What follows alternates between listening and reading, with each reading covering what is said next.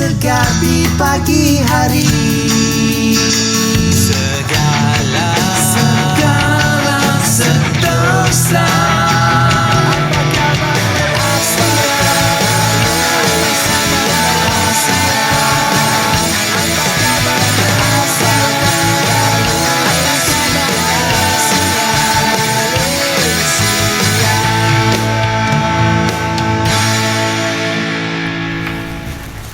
Assalamualaikum, selamat pagi. Bersua kembali kita di Apa Khabar Malaysia. Bertemankan saya Cedi dan rakan setugas Helena pagi ini. Apa khabar, Cik? Sihat, Alhamdulillah. Apa khabar anda semua di rumah? Ya. Diharapkan anda semua kan berada dalam keadaan yang sihat sejahtera. Ya. Taklah ada orang kata timbul satu bibit-bibit negatif dalam hati, cepat-cepat tolak. Tolak tepi, jangan fikirkan. Betul. Kita fokus apa yang sedang kita lalui lah ni. Mungkin tengah bekerja, selamat bekerja, ataupun anda tonton kami menerusi platform media sosial di Facebook Bernama TV ataupun medium lain antaranya saluran 502 dan juga MyTV saluran 121. Terima kasih banyak-banyak. Selamat menjalankan apa jua kerja yang anda lakukan ketika ini. Semoga segalanya dipermudahkan urusan sehinggalah di penghujungnya nanti. Ya, Baik, amin. seperti biasa pagi-pagi kita nak buka dulu antara yang menarik dan highlight untuk kami kongsikan bersama-sama dengan anda di portal bernama.com antaranya. Betul. Antaranya adalah garis panduan notifikasi ketirisan data peribadi dan garis panduan pegawai perlindungan data antara 7 garis panduan yang akan dibangunkan di bawah Akta Perlindungan Data Peribadi 2010 ataupun Akta 709. Dan akta ini bertujuan mengawal selia pemprosesan data peribadi dalam transaksi komersial dan mengadakan peruntukan bagi perkara yang berkaitan serta bersampingan dengannya. Dan Menteri Digital Gobind Singh Dio berkata, garis panduan ini akan dibangunkan oleh Jabatan Perlindungan Data Peribadi melalui Pesuruhjaya Perlindungan Data Peribadi dan syarikat di bawah Kementerian Keuangan iaitu Future Rise Sendirian Berhad. Dan kedua-dua pihak ini akan bekerjasama dalam proses pengurusan pendigitalan portal perlindungan data peribadi bagi membolehkan semua pengguna data yang ditakrifkan di bawah Akta 709 melaksanakan transaksi dalam talian untuk proses pendaftaran baharu pegawai perlindungan data. Sebenarnya Akta 709 ini memang dalam proses semakan sejak 2018 dan ia dijangka dibentangkan dalam parlimen dalam tempoh akan datang. Okey, dan akan dimuktamadkan lah. Betul. Itu antara yang ditambah baik dan dalam kehidupan kita ni kena ada orang kata penambahbaikan dan upgrade jugalah. Begitu juga seperti yang dilakukan oleh SPRM di mana ada strategi utama untuk perangi rasuah tahun ini yang dirangka 3 strategi utama di mana SPRM telah merangka di bawah sektor operasi dan pencegahan dalam usaha memerangi rasuah membabitkan perolehan awam, penguatkuasaan undang-undang dan juga grand corruption di mana merujuk kepada rasuah berkala besar yang berprofil tinggi dan berkepentingan awam. Antaranya untuk perolehan awam, tumpuan SPRM adalah bagi mengelakkan ketirisan dalam sistem perolehan kerajaan dan memastikan perolehan kerajaan dilaksanakan mengikut undang-undang dan juga peraturan termasuk kegiatan monopoli projek kartel, projek terbengkalai ataupun projek sakit yang melibatkan kerugian besar kepada kerajaan. Selain daripada itu, bagi penguatkuasaan undang-undang pula, SPRM menumpukan pembongkaran kes bersifat sindiket seperti penyeludupan, pemerdagangan manusia, permit kerja, pekerja asing serta jenayah rasuah melibatkan anggota penguatkuasaan yang menjaga pintu sempadan ataupun pintu masuk negara. Dan selain itu, bagi sektor awam pula, SPRM akan fokuskan terhadap pembongkaran kes berkaitan kutipan hasil kerajaan dan juga pengelakan cukai seperti cukai ekses, cukai perkhidmatan dan juga cukai duty import yang sepatutnya diterima kerajaan untuk pembangunan negara. Dan SPRM akan terus menggunakan strategi serampang 3 mata dalam melaksanakan tugas melalui pendekatan penguatkuasaan, pencegahan dan juga pendidikan masyarakat selaras dengan fungsi pegawai SPRM. Dan strategi itu akan berpandukan Pelan Strategik SPRM 2021 hingga 2025. Apapun dengan strategi ini, kita harapkan ia dapat mengurangkanlah kadar jenayah yang berlaku di negara kita. Betul, kita tolak rasuah, tapi kalau anda nak duit lebih, jangan ambil duit rasuah, jangan ambil duit orang kata kopi lah bawah meja lah, tapi berniaga. Dalam dunia sekarang, dunia digital ini, anda berniaga lah apa saja pun, insya-Allah akan laku. Ingat tak hari tu ada orang jual daun ketapang?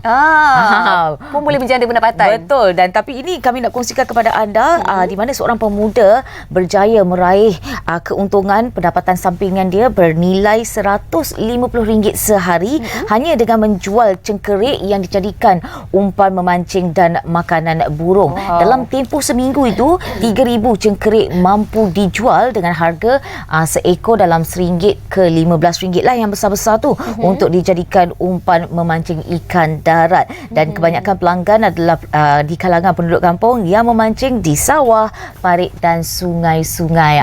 Ingat, baik kita cari rezeki macam ni kan, siapa sangka RM150 sehari. Banyak ni sebenarnya kan dengan jual cengkerik. Sebenarnya sekarang ni apa pun dengan kemahuan dan kesungguhan dan usaha anda, insya-Allah akan menjadi. Tak kisahlah apa pun pekerjaan. Okey.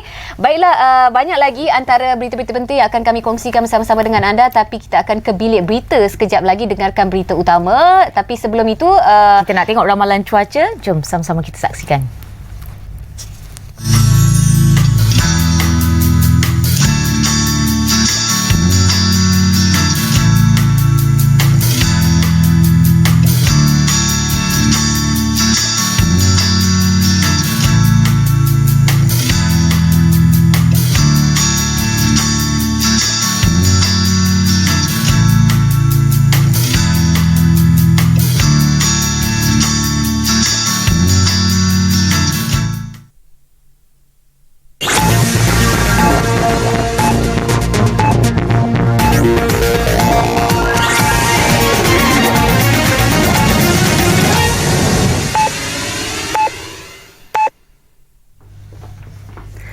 Assalamualaikum dan salam Malaysia Madani, bersama saya Nurni Samsila Osman langsung dari bilik berita untuk waktu ini. Baik, kita mulakan dengan laporan utama berita. Penggubalan Akta Parlimen berpenggal tetap dapat mengurangkan masalah dan isu politik jika berjaya dilaksanakan. Demikian menurut Menteri Pengangkutan yang juga Setiausaha Agung DAP, Anthony Loke. Kita bersetuju bahawa memang dari segi prinsipnya adalah baik kerana ia mengurangkan masalah ataupun isu-isu politik dalam tempoh parlimen itu. Namun begitu, dari segi pelaksanaannya perlulah dilihat. Beliau berkata sistem parlimen itu pernah dilaksanakan di United Kingdom dan apabila akta sedemikian diwujudkan, parlimen tidak boleh dibubarkan sewenang-wenangnya oleh Perdana Menteri dalam tempoh 5 tahun dan perlu dibawa ke Dewan Rakyat untuk diputuskan ahli parlimen. Bagaimanapun, Loke yakin Menteri di Jabatan Perdana Menteri, Undang-Undang dan Reformasi Institusi, Datuk Seri Azalina Osman Said yang sedang membuat kajian perkara tersebut akan membawa cadangan berkenaan ke Kabinet.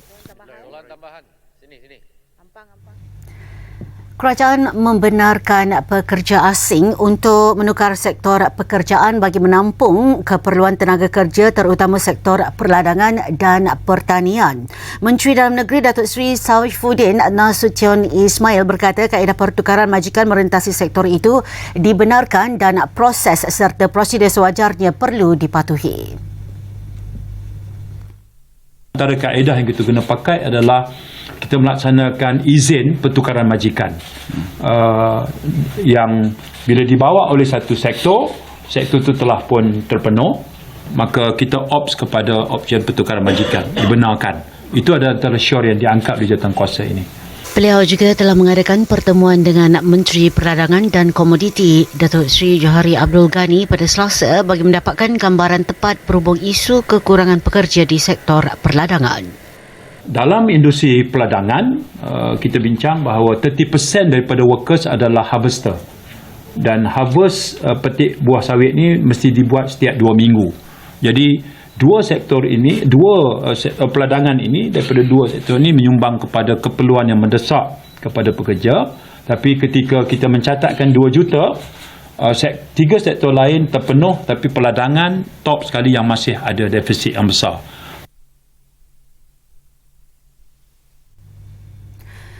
Baik, ini berita yang baru kami terima. Pelarasan tarif air bagi pengguna domestik di Semenanjung dan Labuan akan berkuat kuasa 1 Februari ini. Menurut Suruhanjaya Perkhidmatan Air Negara SPAN, pelarasan kadar tarif air domestik di Semenanjung dan Labuan melibatkan kenaikan purata 22 sen setiap meter padu. Bagaimanapun, pelarasan tarif air itu masih rendah dan tidak dapat menampung kos sebenar penyediaan perkhidmatan bekalan air. Baik, dengan itu sekian dari Bilik Berita untuk waktu ini. Saya Nurni Samsila Osman. Salam hormat. Assalamualaikum.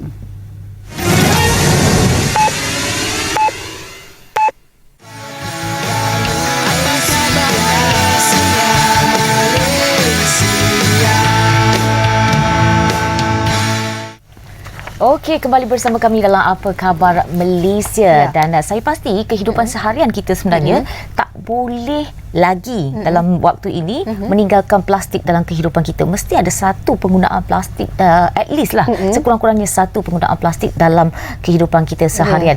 Namun plastik ini walaupun ada kebaikan, walaupun ada kita selalu orang kata recycle, reduce dan banyak reuse, kelebihan kelebihan, tetapi kalau tidak diuruskan dengan baik, ia akan menyebabkan satu keadaan yang lebih teruk. Dan kalau kita nak tengok statistik, cek 0.14 hingga 0.3 juta tan metrik sampah kita lupuskan di bukanlah dilupuskan di laut, tetapi dijumpai, dibuang di dalam laut. Dan satu statistik yang dikeluarkan menyatakan bahawa kita antara yang kelima di bawah negara seperti Saint Lucia, Trinidad Tobago, Suriname dan Philippines untuk antara yang tertinggi lah. Betul, yang banyak buang sampah dekat dalam laut.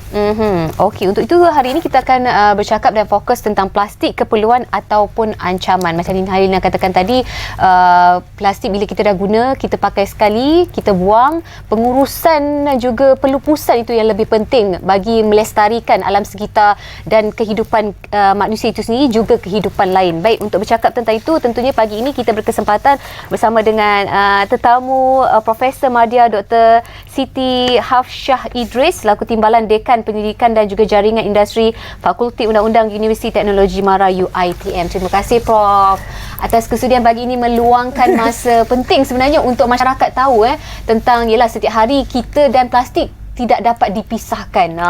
Kita bergantung dengan penggunaan barangan plastik itu dalam kehidupan seharian kita. Sebenarnya apa yang menjadi beban plastik ni dalam kehidupan seharian kita dan juga kepada alam sekitar sebenarnya? Okey, terima kasih. Assalamualaikum. Bismillahirrahmanirrahim. Cik Lina. Jadi bila kita bersebut pasal plastik ni, plastik kelebihan dan juga apa kesan dia. Jadi kita tahu kelebihan plastik. Kita bangun, kita terus pegang plastik sebab kita pegang handphone. Betul. Okay. Dan kita pergi bilik air, ada bahan-bahan plastik kat situ. Cuci muka kita semua supaya kita tak perasan sebenarnya secara tak langsung kita memang menggunakan plastik dalam hidup kita. Tapi kadang-kadang kita lupa sebenarnya apa kesan dia. Tadi chat ke Halina tadi cakap tentang plastik sekali guna. Itu yang paling bahaya.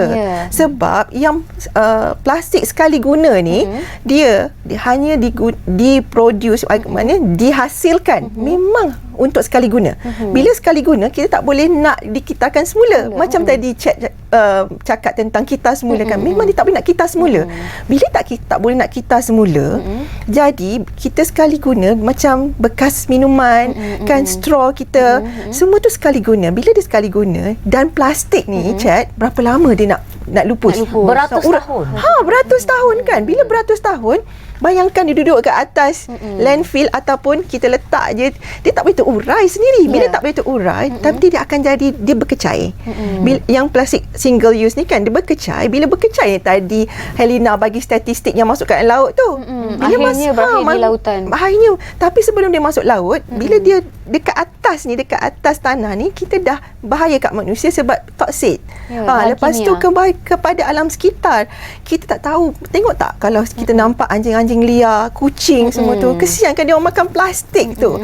Tu kepada mereka. Jadi dalam sistem badan kita tak tahu macam mana. Saya bukan pakar kesihatan ke apa, tapi dari segi undang-undangnya itulah kita nak maknanya undang-undang tu nak merakumi daripada bukan saja yang kita sebut tadi tu pelupusan, daripada kita pembuatan dia sendiri, bagaimana kita kalau boleh tak nak lagi yang sekali guna, sebab sekali guna itulah yang akan paling banyak bahayanya kepada kesihatan, sebab dia mula-mula kepada alam sekitar, lepas tu barulah dia akan in a way kan, secara selarinya lah akan menyebabkan bahaya kepada alam sekitar, sebab kepada manusia. Sebab tadi tu yang tadi Helena cakap tu, dia mengambil masa beratus tahun untuk dia tu urai dan dia memang akan dikompos dekat situ. Dan Prof, saya tertarik dengan Prof kata kita perlukan satu undang-undang yang mengawal daripada pembuatan itu sendiri. Apa yang dimaksudkan ini? Okey. Itu menarik. Tadi saya dengar juga chat bercakap tentang full life cycle, kitar hayat dia kan. Jadi bila kita cakap kitar hayat plastik ni, kita kena tahu daripada mana plastik ni bermula. Plastik ni bermula daripada, maknanya daripada fossil fuels, daripada petroleum. So kita extract dia daripada raw material tu kan, daripada raw material, kemudian kita akan jadikan dia, maknanya proses dia lah, polymerization, semua tu polimer tu. Kat situ pun maknanya bila undang-undang antarabangsa sekarang ni tengah mereka tengah negotiate dekat peringkat United Nations untuk kita sama ada kita nak gawan daripada extraction of raw material tu, dan juga daripada situ benda tu akan impact lah kepada industri-industri yang mengeluarkannya tu, petroleum punya industri, kemudian pembuatan yang mengeluarkan plastik, sebab daripada polimer tadi tu dan akan menghasilkan plastik kan. So plastik ni, industri yang menghasilkan plastik ni, so kita kena tengok juga macam mana dia menghasilkan plastik, sama ada plastik tu yang sustainable atau tidak, yang maknanya yang lestari atau tidak. Jadi kat situ, sebab tu kita ada Pelan Hala 7 kelestarian plastik. Kementerian telah telah melancarkan Pelan Hala 7 ini. Jadi kita nak tengok itu. Kemudian barulah pelupusan. Pelupusan tu pula kita tengok juga macam mana pengurusan pelupusan tu. Tadi cakap pasal reduce, recycle dengan reuse tu. Tapi sekarang ni kita boleh tambah, memang ada banyak yang pasal plastik ni kita tambah pula dengan pencegahan. Maknanya daripada kita nak reduce, reuse, recycle tu, kita start dengan kita cegah daripada guna plastik ni. Kemudian baru kita tengok yang akhir sekali pelupusan dia tu. So pelupusan tu kita tengok juga single yang tadi sekali guna tu, kita lupus, kita hantar kat tempat pelupusan, dia memang tak boleh nak recycle. Dia tak boleh nak dikitas semula. Jadi kitas semula bukanlah dia punya pengakhiran hayat. Sebab untuk semua, sebab tak semua plastik tu boleh dikitas semula. Kalau kita tengok secara zahirnya komponen plastik ni, kita tahu memang tak memberi kesan ataupun efek pada kita, tapi bila kita tahu tentang apa macam doktor kitaran tu tadi, kitaran tu ia memang mendatangkan bahaya kepada bukan sahaja alam sekitar manusia, tapi hidupan lain juga. Jadi nak tahu juga antara jenis-jenis plastik yang memang memberi kesan buruk dan memang orang kata menjejaskan alam sekitar sebenarnya, ataupun boleh kita elakkan ni, jenis-jenis plastik. Adakah yang plastik yang bungkus kuih tu ke? Single use confirm paling perlu kita elakkan. Betul. Yang boleh dikitas semula pula yang mana? Yang boleh dikitas semula contohnya kan kita punya botol air tu. Botol air tu boleh kitas semula. Botol air mineral. Botol air mineral tu kan. Tu boleh kitas semula. Saya tak bawa botol air tu kan. Yang tu boleh kitas semula sebab in fact bila dikitas semula kita macam, saya pun terperanjat, daripada botol air tu boleh jadi tudung. Jadi kan bila dikitas semula, dia akan balik jadi polimer balik kan. Jadi jadi polimer, lepas tu jadi apa nama itu yang akan dihasilkan antaranya macam-macam lah, tudung ke ataupun produk-produk lain. Itu yang paling bahaya tadi chat tanya tadi tu adalah yang ni plastik ni kan. Yang ni boleh kita sebab, tapi kan chat Helena, daripada satu botol tu bukannya kita boleh mudah tak. Dia kena ada pengasingan dia dulu. Sebab tutup dia jenis lain. Sebab masa proses nak buat tu, sebab tu kita kalau boleh undang-undang tu dia nak merangkumi daripada bukan saja yang melupus ni, daripada pembuatan. Sebab bila buat kan kita nak tengok botol, tutup botol tu dia gunakan kimia apa, dia gunakan bahan apa, sebab nak pastikan dia boleh dikitas semula. Badan dia lain.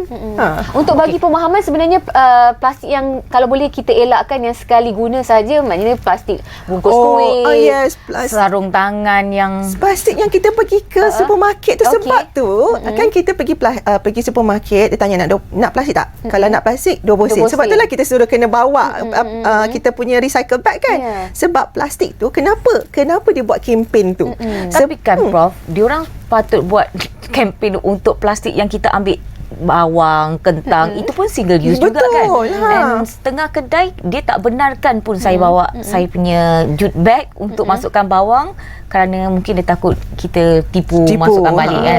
Okey, itu mungkin salah satu isu yang perlu mereka lihat. Namun kalau kita lihat undang-undang pelupusan plastik di Malaysia ni sudah cukup ke? Kalau macam kita tengok dekat India 2016 mereka ada pengurusan sampah plastik. Kalau di Malaysia bagaimana dengan kita kata undang-undang sedia ada? Cukup atau tidak? Soalan yang menarik sebenarnya, Helena. Undang-undang cukup ke tak? Okey, kita ada undang-undang berkenaan, kita ada undang-undang alam kualiti alam 1995. Ya, okey. Yang tu adalah berkenaan kita tidak boleh maknanya membuang sampah ke dalam laut, ke dalam ke udara, ke daratan, tapi itu sampah. Maknanya tak kira lah waste, asalkan any pollutant dia tak boleh. Tapi dia tak adalah kat dalam tu disebutkan plastik. Itu dah pun jawab kan, dia tak ada spesifik on plastik. Lepas tu kita ada juga yang kita di bawah KPKT tu, yang pengurusan sisa pejal tu. Pengasingan tu kan ada akta yang pengurusan sisa pejal tu. Yang tu pun dia ada berkenaan macam mana nak menguruskan sisa-sisa pepejal, sampah semua tu kan. Tapi plastik dia cuma cakap dia punya operasi, tapi plastik per se tu sendiri memang tak ada. Jadinya sebab itulah nak kata undang-undang pasal plastik yang khas untuk plastik kat Malaysia tu memang tak ada lah, untuk plastik saja. Cuma setiap negeri, macam contoh Selangor kan, kita Selangor ada, Pening ada, lepas tu Negeri Sembilan, Johor, lepas tu sekarang Sabah pun nak buat. Dia buat dasar, dia belum adalah undang-undang. Dia cuma nak buat dasar untuk pelupusan plastik macam mana. Sebab itulah kita ada yang single use plastik kan, kita ban single use plastik. Tapi itu bila kita kata ban, dia berperingkat. 2030 macam lama lagi nak mencapai. Tapi kalau nak kata, Helena kata lama kan, tapi kita dah sedia ke? Kita dah sedia ke? Macam betul akhir tahun lepas, Menteri yang berkaitan dengan alam sekitar memang dah sebut dah, dia nak buatkan berfasah. Tadi Helena ada sebut kan, pergi ke kedai ada yang tak bagi bawa plastik. Sebab at the moment hanya certain negeri je yang benarkan. Mungkin Helena pergi yang kat Kuala Lumpur, dia tak ada lagi ban tu.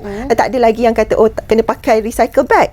Lepas tu lagi satu, itu hanya tertakluk kepada supermarket, semua macam tu, minimarket. Tapi untuk kedai biasa, Helena, memang belum ada. Jadi sekarang barulah nak dibuat untuk setiap negeri dan juga untuk semua peniaga, termasuklah peniaga tepi jalan.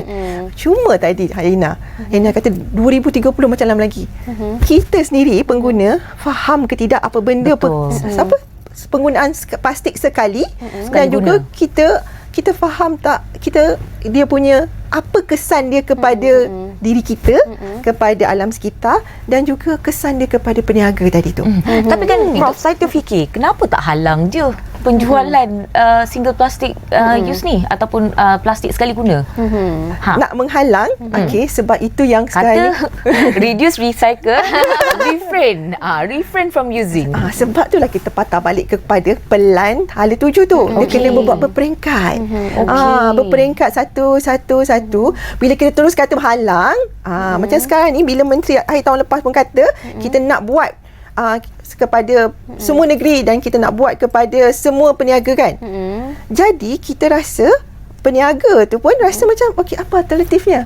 Faham. Alternatif tu perlu disediakan. Kita tak keluarkan. Dan itu murah. Sebenarnya plastik sekali guna tu murah kos dia. Dan bagaimana pula dengan undang-undang untuk membina pusat pelupusan, orang kata integrated treatment facility yang ada semua benda daripada A sampailah ke Z. Pengurusan dan juga sampailah pelupusan.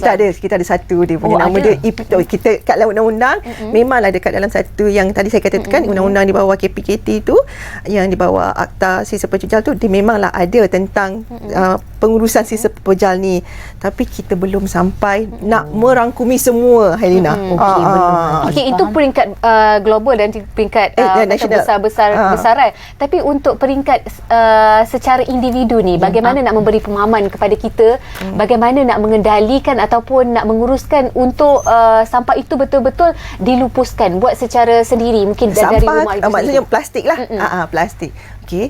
Kalau kadang-kadang kita pergi ke pusat membeli belah ataupun kita ke bangunan-bangunan kerajaan kan, dia memang dah diasingkan plastik. Okey, maknanya sisa plastik, sisa lain-lain. Okey, dan sini yang tak boleh di recycle. So apa kata kita buat sendiri kat rumah? Tapi kena ingat, walaupun kita dah kat rumah, kita dah asingkan, okey, soalan dia, Bila kita buang asing ke kita buang kat sampah yang sama? kita belum ada lagi. Mereka baru nak buang. Kita sebenarnya dah ada undang-undang, tapi yelah, proses pendidikan, implementasi itu semua satu proses yang Sebab macam tadi Helena cakap kan, kalau kita, walaupun kita ada undang-undang tu, tapi kan lepas tu pendidikan tu tak ada. Sebab kita tadi kita kat rumah ni kita dah asingkan, tapi dia punya sistem yang mengambil sampah tu dia tak asingkan, dia main ambil masuk dekat dalam dia punya lori kan. Lepas tu dia pergi kat Kita lepaskan, kita bakar. Lepas tu sepatutnya dia asingkan dulu kan, yang recycle semua tu tak ada. Sebab tu kita kalau ada plastik tu baik tak payah tunggu dekat kita punya yang kutip sampah tu. Kita hantar sendiri kat center kan. Ada macam kita buat, mula kita buat sehari 2 hari, lama-lama kan jadi habit kita. Setiap kali ada je plastik tu, kita kumpulkan, kita hantar kat tempat recycle. Kena ingat baju kita pun ada yang plastik kan. Ni fast fashion ni sebenarnya paling penyumbang paling tinggi untuk plastik. Okey. Jadi penting untuk kita aplikasikan dari rumah dahulu untuk mendidik diri kita bagaimana untuk menguruskan sampah untuk dibawa ke proses pelupusan. Betul. Dan terima kasih diucapkan kepada Profesor Madya Dr. Siti Hafsyah Idris, Timbalan Dekan Penyelidikan dan Jaringan Industri Fakulti Undang-Undang Universiti Teknologi MARA UiTM atas perkongsian tentang plastik, keperluan ataupun ancaman. Baik, kita nak berehat seketika, kembali selepas ini. Dibuka secara rasmi pada 1 Disember 2023, Jerai Skyview yang terletak di Gunung Jerai kini menjadi tarikan terbaru destinasi pelancongan negeri Kedah. Bersempadan dengan daerah Kuala Mudayan dan berketinggian 1,207 meter, Gunung Jerai menjadi tarikan kerana kesejukan alam semula jadinya, selain ia menjadi ikon Jerai Geopark yang diiktiraf pada 18 Julai 2017 oleh Geopark Kebangsaan Malaysia. Selain menyajikan pemandangan yang memukau dan merasai pengalaman berjalan di atas dek atau jambatan cermin Lucina, para pengunjung juga dapat menikmati keindahan pemandangan awan biru dan juga kehijauan sawah bendang yang terbentang luas. Jerai Skyway ni bermula bina pada tahun 2023 bulan Mac dan dah siap ikut jadual November. Jadi kami dah beroperasi 1 Disember. Mula operasi 1 Disember. Okay. Sejak Jerai Skyview dibuka, ia mencatatkan kunjungan luar biasa dari pengunjung tempatan dan juga pengunjung dari luar negeri Kedah seperti Pulau Pinang, Perlis, Perak dan Selangor. Sejak ada Jerai Skyview ni, pengunjung bertambah. Jadi semasa musim cuti dia bertambahlah hampir 2 ke 3 ribu orang sehari. Jadi pada musim-musim yang tak berapa sibuk ni, musim sekolah ni, pengunjung hampir 1,000 orang jugalah sehari. Rata-rata pengunjung yang datang ke sini berasa teruja akan keindahan dan lanskap semula jadi Gunung Jerai dan tidak melepaskan peluang untuk bergambar kenangan. Ini kali kedua saya datang. Kali pertama saya review je tempat ni. Memang cantik, tenang, nature lover number 1. Okay. So nombor 2 saya datang, saya bawa anak saya. Sebab saya nak ada orang biasa dengan nature. Kita orang daripada KL. So bila masuk nature ni, kita recharge kita punya diri balik. So tempat ni bagi saya cozy, price affordable, bilik selesa, fasiliti terbaik sebab tak heavy sangat untuk budak-budak dan tak heavy sangat untuk youngsters. And then it's good for relaxing. Sebab number one is mental health. So bagi saya kat sini saya charge for 1 day 2 days sudah cukup bagi saya lah. Kalau recommend untuk family pun boleh, untuk single pun boleh, book writer, designer, orang mendapat idea sebab kita dekat dengan nature. And then saya pun baru turun daripada air terjun, baru pergi dari air terjun pun sebab saya nak blend dengan nature. Saya datang daripada Selangor, baru first time saya datang ke Gunung Jerai ni untuk melihatlah keindahan. Orang cakap dalam TikTok cantik-cantik, baru memang betul cantik. Yang tak dinafikan lagi tempat memang cantik dan sejuk dan menyamankan. Selain tarikan terbaru ini, puncak Gunung Jerai juga menawarkan tarikan lain, antaranya Sky Bike View, Jerai Strawberry Farm, Jungle Coffee Shop, Dinosaur Park dan pelbagai lagi produk eko pelancongan yang sesuai untuk seksi keluarga beriadah dan bersantai. Gunung Jerai ni satu yang keistimewaan Gunung Jerai ni, satu pertama sekali sejuk. Cuaca yang sejuk. Kedua, alam semula jadi kehijauan dia dengan landscape the resort ni lah. Landscape resort ni memanglah kalau kita boleh nampak memang banyak kita tanam pokok-pokok bunga. Jadi keistimewaan bila pengunjung datang memang akan nampak pertama sekali view dia. View dia mana kita boleh nampak pemandangan padi, feel dengan laut, gunung. Kalau cuaca yang cantik lagi kita boleh nampak sampai ke Langkawi. Kalau cuaca yang cerah lah. Jadi itu keistimewaan, keunikan Gunung Jerai ni. Dan bagi yang ingin merasai penginapan di puncak Gunung Jerai, pengunjung boleh memilih untuk menginap di Jerai Hill Resort.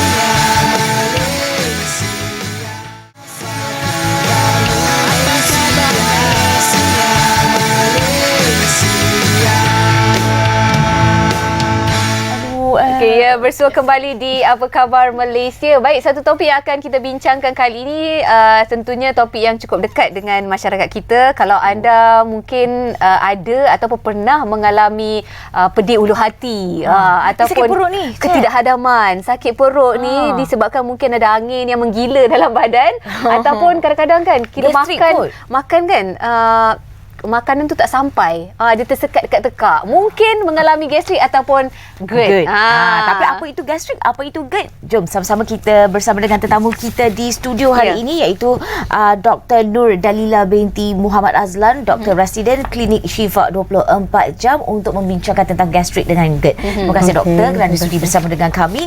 Baik doktor, gastrik dengan GERD, apa sebenarnya yang dimaksudkan dengan gastrik dengan GERD? Assalamualaikum warahmatullahi wabarakatuh dan selamat pagi. Pertama sekali terima kasihlah kerana menjemput saya untuk menjadi wakil Klinik Syifa 24 jam untuk membicarakan topik kesihatan kita pada hari inilah. Okey, jadi gastrik atau nama lain kita panggil gastritis adalah keradangan yang berlaku pada lapisan permukaan perut. Manakala GERD atau nama singkatan untuk gastroesophageal reflux disease merupakan keadaan di mana asid perut yang sepatutnya berada dalam perut sahaja dia naik ke atas ke saluran pemakanan atau yang kita panggil esophagus dan ada kalanya boleh sampai ke tekak ataupun kerongkong lah. Jadi asid yang tak sepatutnya berada dalam saluran pemakanan itu boleh menyebabkan keradangan pula pada saluran pemakanan lah. Jadi perbezaannya di situ, gastritis tu keradangan pada dalam perut, manakala GERD keradangan daripada saluran pemakanan berserta dengan simptom acid reflux. Tadilah yang kalau kita cakap pasal gastrik dan GERD ni memang saling berkait rapat. Kalau ada gastrik mesti ada GERD. Boleh begitu, seorang itu boleh mengalami gastritis atau GERD pada waktu yang sama atau salah satu daripadanya lah. Okey, betul tak doktor? Tanda-tanda awal yang saya katakan tadi itu adalah menandakan yang memang kita ada GERD maupun gastrik. Kemungkinan betul sebab gastritis biasanya tanda-tanda gejala yang dialami oleh seorang yang mengalami simptom gastritis, pedih ulu hati. Kebiasaannya apabila lapar yang kita panggil hunger pain, apabila perut kosong ataupun sakit yang menyebabkan seorang itu terjaga daripada tidur, sakit amat teruk menyebabkan seorang itu perlu pergi ke klinik lah untuk mendapatkan rawatan segera. Dalam GERD pula tanda-tanda biasa yang dialami ialah heartburn, rasa panas di bahagian dada, kemudian simptom acid reflux tu sendiri, rasa masam pada mulut kan, yang kita panggil acid brush sensation ataupun air liur yang berlebihan lah, yang tu kita panggil water brush sensation lah. Maknanya ibu mengandung selalunya akan ada GERD. Benar. Jadi rawatan untuk mengandung bersalin baru dia akan hilang.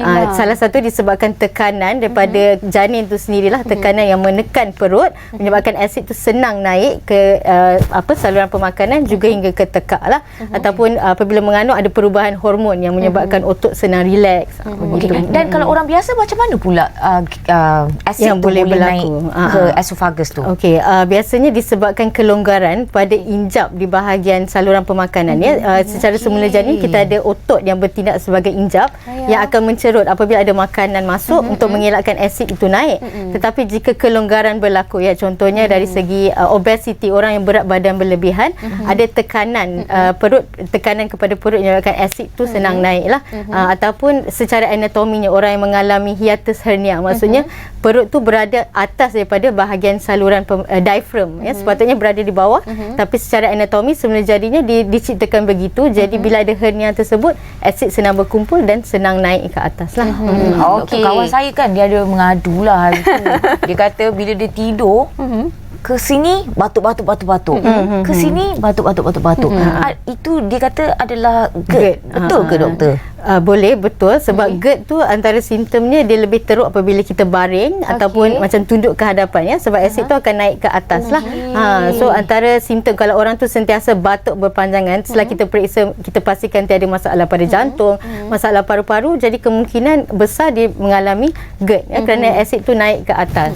Jadi position yang terbaik untuk mengelakkan GERD ni, untuk mengelakkan, untuk macam mana untuk mengurangkan GERD ni bagaimana sebenarnya? Daripada adakah terlentang memang baik atau posisi ni kedudukannya bagaimana? Terlentang mungkin menjadi lebih teruk. So sepatutnya kena pastikan dia prop up lah dalam 45 degree position macam tu untuk mengelakkan GERD. Maksudnya selepas makan kan, kita akan pastikan 3 jam selepas makan, pastikan tidak terus berbaring untuk memastikan penghadaman yang baik. Makanan terhadam, barulah kita boleh baring macam tu. Okey, punca utama sebenarnya kalau kita nak mengelakkan terjadinya gastrik dan juga GERD ni pada diri kita, apa yang boleh kita elakkan? Kita kena tahu punca-punca utama yang menyebabkan dahulu So gastritis dan GERD ni puncanya berkaitan jugalah. Bila ada asid berlebihan, senanglah asid tu naik kan. Jadi untuk gastritis sebenarnya kita ada lapisan pelindung sepatutnya yang melindungi lapisan perut, tetapi jika ada faktor agresif yang melawan faktor pelindung itu yang menyebabkan asid berlebihan. Contohnya yang pertama ialah jangkitan kuman Helicobacter pylori. Kalau pernah dengar, itu antara kuman yang Helicobacter. Dia kuman yang bijak sebab dia boleh melindungi diri dia dalam lapisan perut. So dia elakkan diri daripada terkena imun sistem badan. Bila ada jangkitan tersebut, asid lebih banyak dihasilkan. Sebenarnya 80% daripada pesakit yang mengalami chronic gastritis ni ada jangkitan kuman Helicobacter pylori ni lah. Jadi asid berlebihan dihasilkan, itulah punca keradangan. Yang keduanya faktor ubat-ubatan yang diambil. Contohnya biasanya diambil oleh pesakit yang lebih berusia. Contohnya NSAID, ubat jenis NSAID, dia akan mengurangkan hormon prostaglandin yang sepatutnya melindungi perut lah, lapisan perut. Jadi bila ada ambil ubatan ini menyebabkan keradangan lah. Seterusnya ubat-ubatan seperti antiplatelet, ubat cairan darah boleh menjadi faktor kenapa keradangan sering berlaku. Faktor stres, tekanan boleh menyebabkan asid, direct effect menyebabkan asid berlebihan dihasilkan. Ataupun disebabkan stres, kita tidak menjaga tabiat pemakanan dengan baik kan, sama ada kita mengambil makanan berlebihan daripada biasa ataupun tabiat yang tidak kurang makanan, macam skip makanan, itu boleh menjadi faktor jugalah. Patutlah ada orang yang mengandung, doktor, dia kena makan ubat cair darah untuk mengelakkan apa nama sakit tu?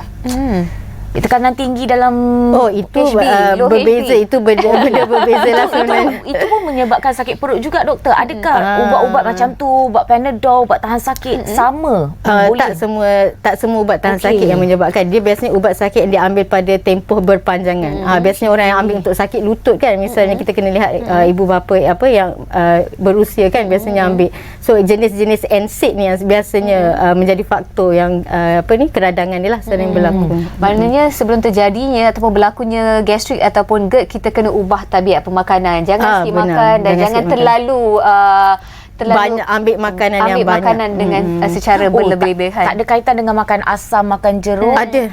Itu pun ada juga. Sebab tu ada pantang larang untuk orang yang ada gastritis dan GERD, kena elakkan makanan yang masam, bersifat pedas, macam berminyak, berlemak, proses, macam semua makanan je tak boleh ambil. Kalau Lepas susu tu- pula, tenusu bagaimana doktor? Susu sebenarnya okey, tapi kita kena lihat ada orang yang mengalami keadaan yang dinamakan lactose intolerance. So dia tak boleh ambil susu macam susu lembu yang menyebabkan penghadaman yang tidak elok lah.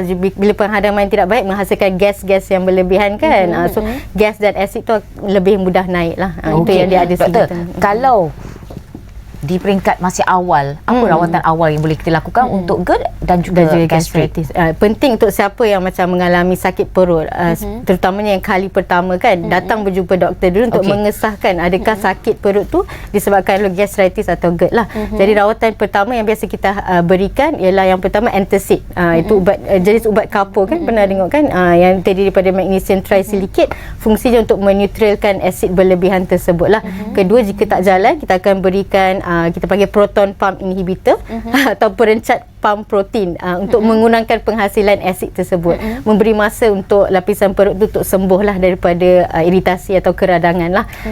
Itu. Kemudian yang ketiga, jika yang saya bercakap tadi mengenai Helicobacter pylori kan, jika ada jangkitan kuman tersebut, seorang itu perlu mengambil antibiotik untuk tempoh yang lama lah, dalam 2 minggu macam tu, untuk membunuh kuman tersebut. Macam saya kata dia kuman yang kuat kan, so dia perlu antibiotik yang lama lah. Okey, lepas ni kan kita nak tanya doktor, bagaimana sekiranya mereka yang ada gastrik, ada GERD ini tidak dirawat, adakah ia akan menjurus kepada penyakit yang lebih serius? Semuanya selepas ini.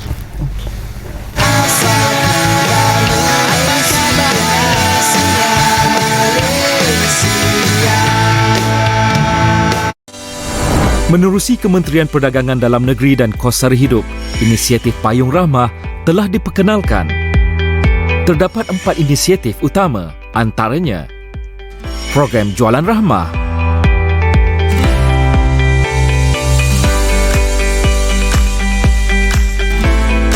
program Menu Rahmah,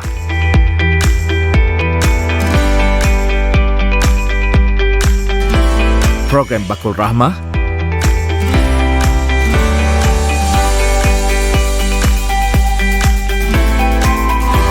dan Menu Siswa Rahmah.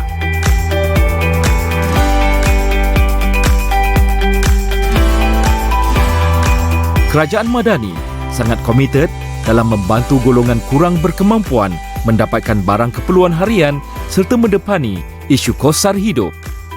Payung Rahmah akan terus diperkasa.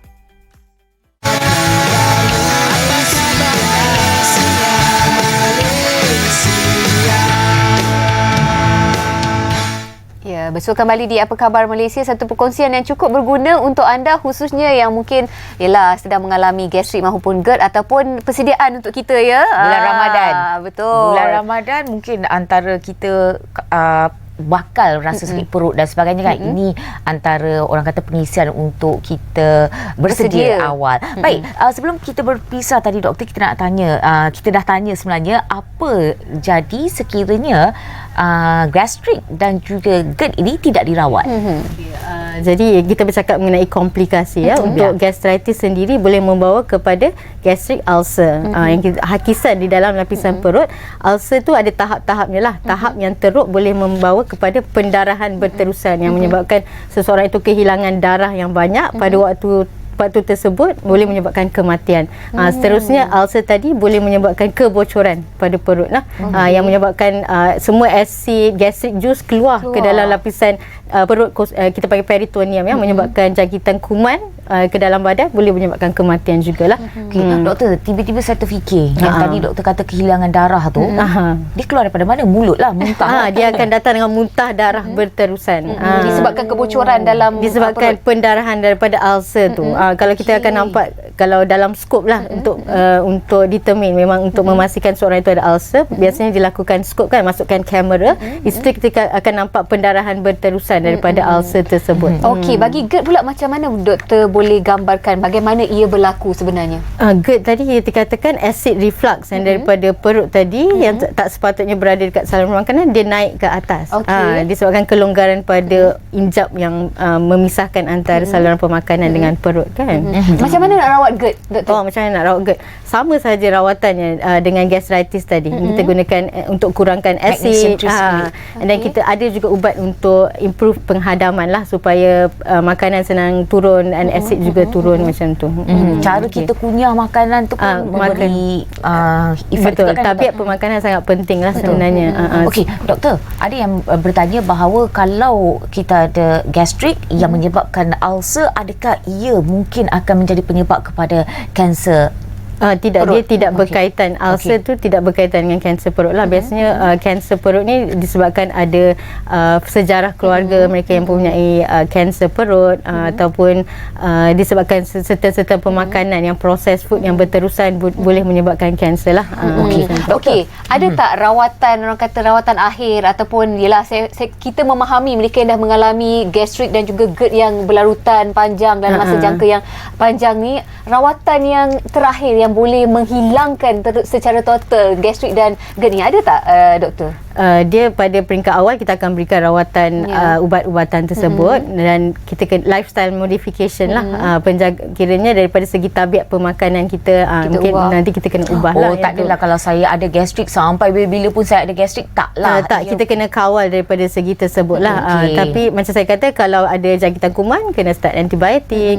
Tapi sekiranya kita telah melakukan semua itu, contohnya dalam GERD, kita bila dah bagi ubat tapi simptom masih berterusan, perlu dirujuk untuk endoskopi tadi, untuk memastikan tiada masalah macam hiatus hernia ke. Jika ada masalah tersebut, perlu dilakukan pembedahan lah, perlu dirujuk untuk pembedahan. Baik doktor, kita tahu jangan risau. Doktor, kita nak faham juga fungsi probiotik, prebiotik dalam membantu gastrik atau GERD, ataupun sebenarnya tak ada fungsi.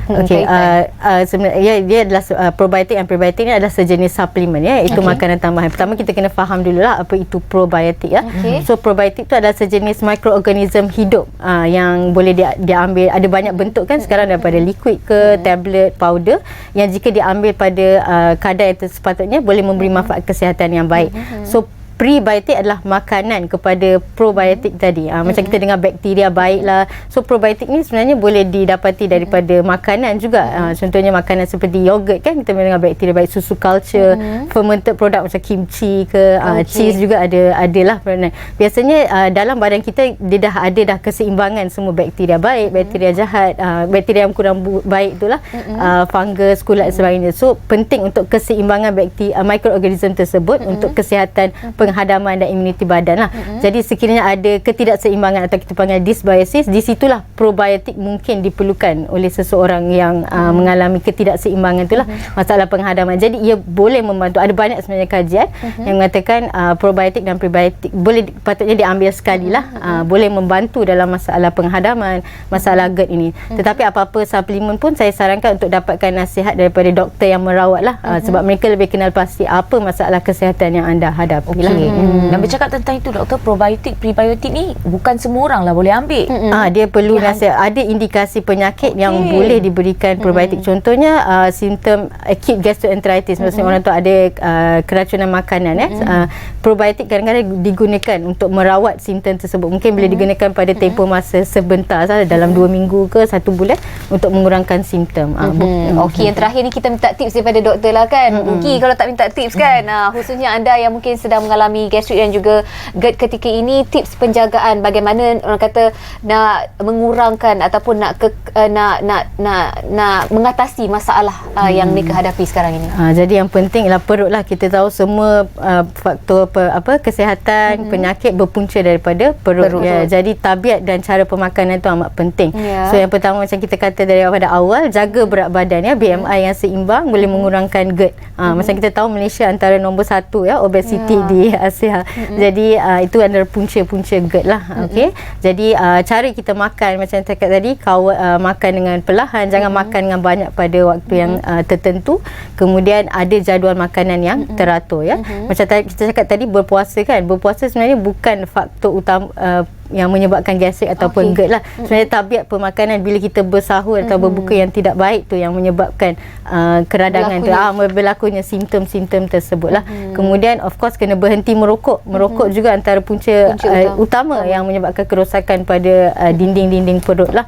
Okey, kemudian hentikan makanan-makanan yang kita sebutkan tadi, berlemak, pedas, masam, macam semua kafein, bergas. Itu semua kita kena kurangkan. Kemudian yang beralkohol juga salah satu punca lah. Pemakanan dan amalkan gaya hidup yang sihat sebenarnya kan, untuk membantu untuk kita mengurangkan bukan sahaja masalah gastrik dan GERD tapi masalah kesihatan yang lain sebenarnya. Betul. Terima kasih Dr. Nur Dalila binti Muhammad Azlan, Dr. Residen Klinik Syifa 24 jam atas perkongsian tentang gastrik dan juga GERD, dan diharapkan anda di luar sana dapat menerima apa perbincangan kami tadi, menerimanya dan menjadikan ia satu solusi dalam kehidupan anda. Ya, apa khabar Malaysia dah pun sampai di penghujungnya. Seronok kita bercakap tentang kesihatan. Sangat.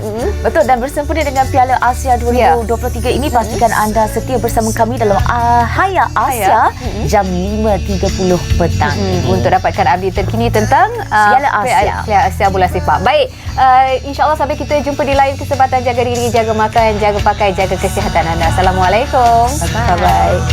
Jaga